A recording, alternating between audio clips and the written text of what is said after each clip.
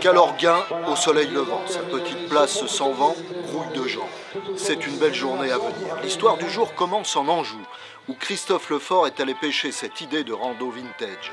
Et voilà la fondation Souffle d'Espoir, allié utile du centre anticancéreux de Jeanne Marquis, lancé dans cet étonnant équipage.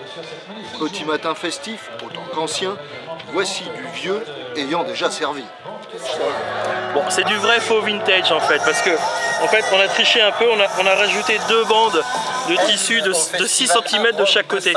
Alors par contre on n'a pas pensé aux manches, donc il va repartir chez Noré et ils vont refaire de la magie, ils vont rajouter 6 cm là et ça sera impeccable. Ces étonnants voyageurs du temps écrivent une nouvelle légende des cycles. Un curé qui bénit le peloton, ça n'étonne pas, ça amuse. Ça amuse les poilus des guiboles, les affûtés de la jante, ça sent la guidoline, ça cause au son de l'accordéon d'Yvette.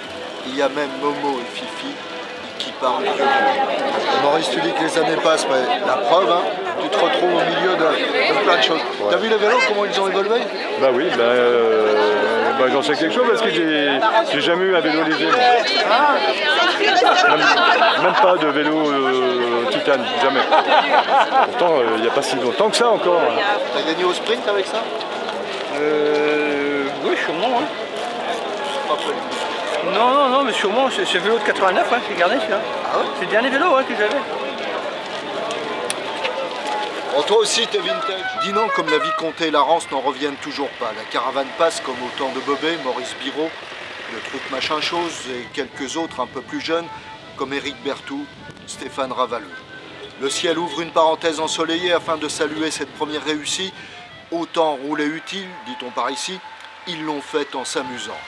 Et que dire de cet accueil applaudi?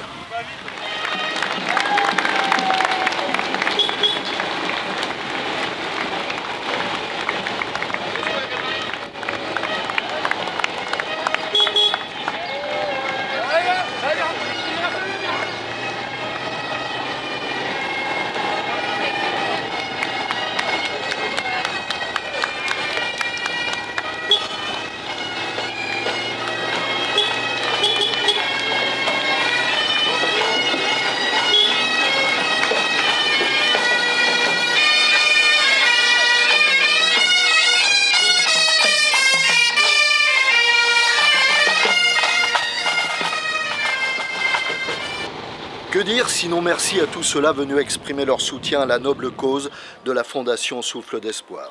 Ce soir, Michael Hinault branche son scooter. Le marchand de peau de lapin se tait, l'accordéon d'Yvette aussi. Les fatigués racontent leur histoire et les vélos retournent à leur passé. Tout ça étant de bonne volonté pour qu'enfin le mauvais mal soit vaincu. Il m'a demandé si j'étais coureur. J'ai dit non.